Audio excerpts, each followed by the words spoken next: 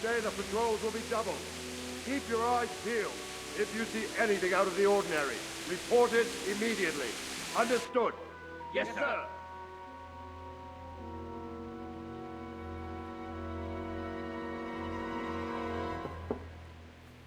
Yes? It is I, Henry. Forgive the intrusion. I didn't wake you, boy, did I? My lady, no, not at all. But what brings you here at this hour? I thought you could do with a little wine. It's just what you need to help you sleep. My lady, thank you. You really shouldn't. You could have sent a servant. I was going to, but to tell you the truth, I couldn't sleep either. I thought of you while saying my prayers. How awful it must have been for you. I came to offer you solace, to let you know you're not alone. Thank you. Thank you kindly. You're welcome. Now, Henry, I know this is all very new and strange for you, but I want you to feel at home here. You're not to worry about anything except getting better. God knows you've been through a terrible ordeal. I know what it is to be left alone in the world, although your loss is much greater. But with God's help, the pain will ease in time. And it can help to talk about it, if you feel like it.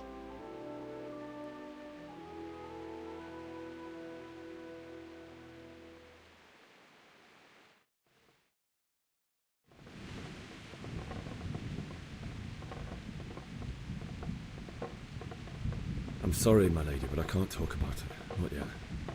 Everyone close to me died there. I'm sorry about what befell you. Thank you, my lady. I hope at least Radzik and those who managed to take cover are still all right. So do I. The worst thing is not being able to do anything to help them. No one can do anything against such an army. The king is in captivity, and the nobility at each other's throats. What is to become of us? God alone knows. True, lad. God alone knows.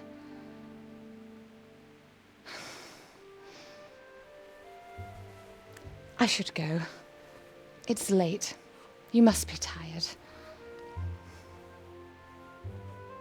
Good night. Good night, Mum.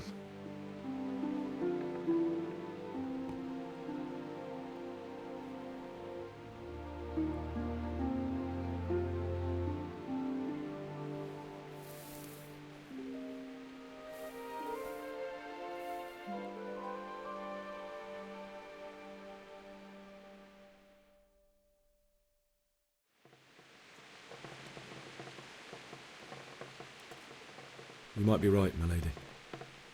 I'll tell you what happened. It was terrible and unexpected. The day started just like any other. Father sent me into town on some errands.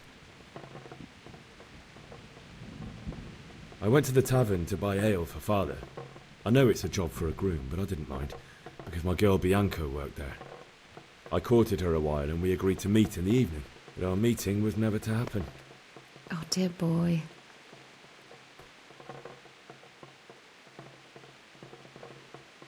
A fellow by the name of Kunnish owed money to Father, who sent me to collect it from him. Only Kunnish had no intention of paying. It got a bit heated, as often happens when there's money involved, but Kunnish still wouldn't cough up the coin. Father was too generous for his own good, letting even a scoundrel like that buy on credit. Oh.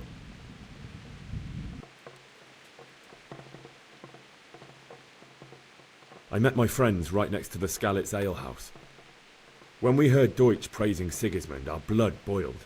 My mates decided to teach that fool to mind his tongue, so, thanks to us, Deutsch had to scrape horse shit off his newly whitewashed house. How foul. When I'd done all the errands, I headed back home. I promised Father I'd help him with his work, and I was looking forward to it. He was forging a sword for Sir Radzig.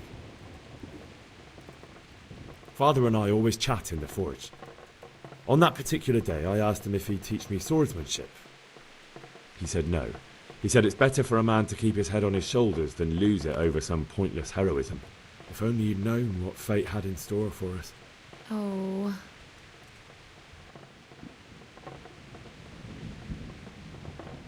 The sword was taking shape when Sir Radzig himself came to have a look at it. He praised Father's work and said that with his smithing skills, he could easily make a living in Prague or Vienna. You don't say.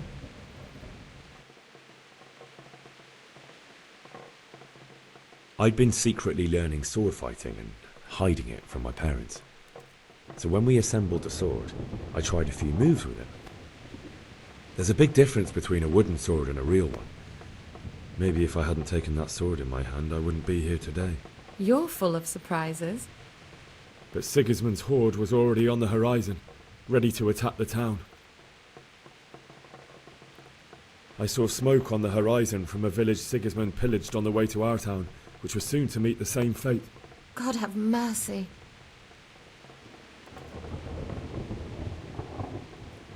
A horde of soldiers was amassed. Pennants flapped in the wind, the armour glinted in the sunlight, and the horses whinnied impatiently. They were waiting for Sigismund to give the command to attack. How awful.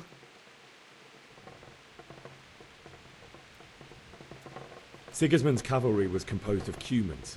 They're diabolical barbarians from the east, with no regard for the rules of warfare, bloodthirsty cutthroats. The very fact Sigismund has them with him shows what a tyrant he is. Well, I don't know. And then death descended on Skalitz.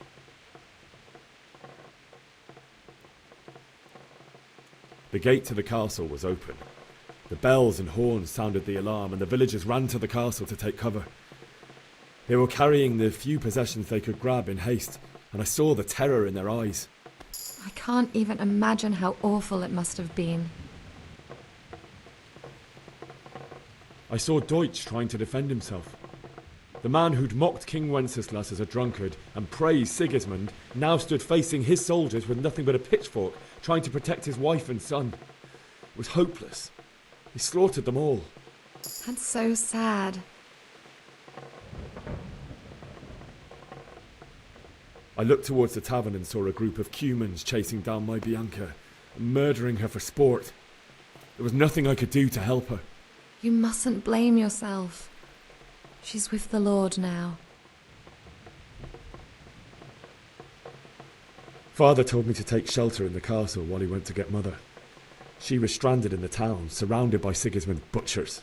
And then I saw him knocking down one Cuman after another. I never saw him fight like that.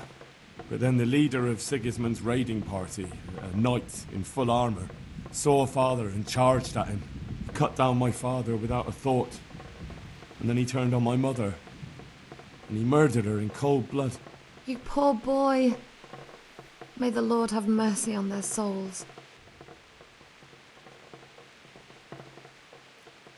I've never seen a raid before, and it was terrifying. The moaning of the wounded, death rattles, the terrible screams as swords passed through flesh. There was nothing but confusion, blood, and death. It's very sad. I ran to the castle like our neighbours to take cover, but I didn't make it. I had to find another way to save myself. The men on the battlements called down to me to flee to Talmberg and warn you. I was lucky I knew a concealed path around the castle.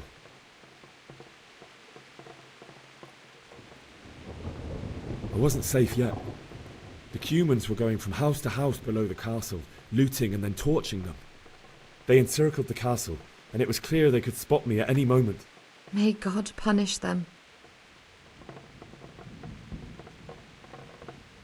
I no longer heard any sounds of battle coming from the castle, so Sigismund's army must have regrouped and started preparing for siege. No doubt you're right.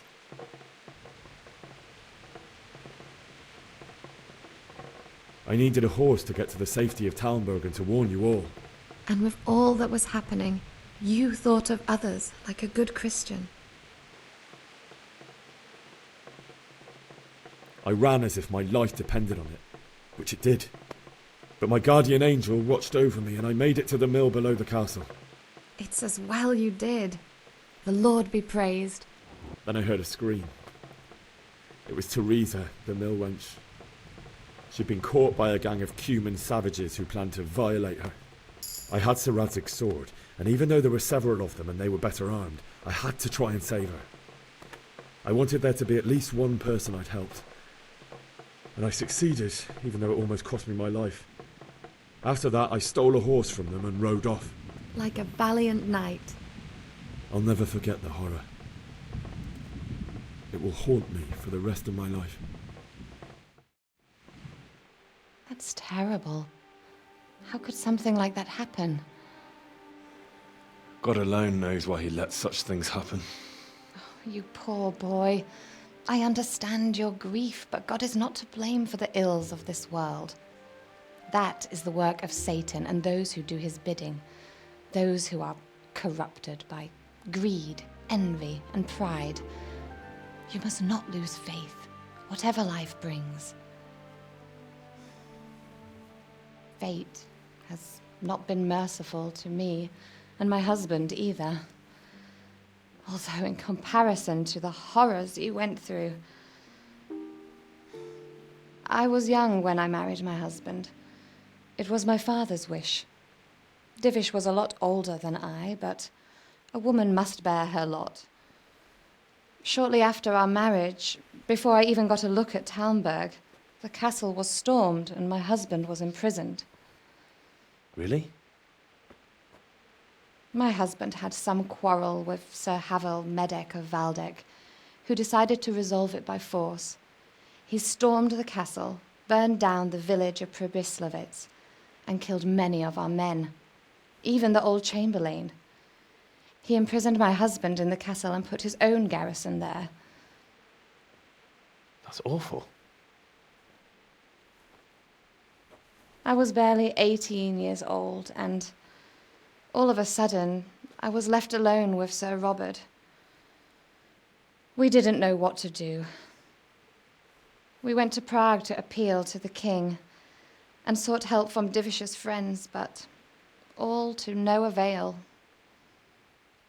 We tried for years, but it seemed I was destined to be left alone and my husband to rot in jail in his own castle. Years, you say? 7 years. That's how long it took before Havel was condemned as an enemy of the crown. And even then, he refused to surrender the castle and release my husband. In the end, I raised the money to pay a ransom, and only then, by the grace of Lord Jesus, did I finally lay eyes on my husband once more. 7 years. And was Havel punished for it? Never. And after 7 years, my husband returned to me an infirm old man. Sir Divish seems like a good, strong man. Certainly, only he has many concerns. He had to rebuild Talmberg. After he was released, the king appointed him Burgrave of Prague Castle, and he was very busy. He had no time for me at all. But at least we were in the city, and there was something going on. And now, we're here. My lady, you're still young and beautiful. Your best years are still ahead of you. Would that that were true, lad. Would it were true. But what am I doing bothering you with this? You have troubles enough of your own. I'll go and let you sleep.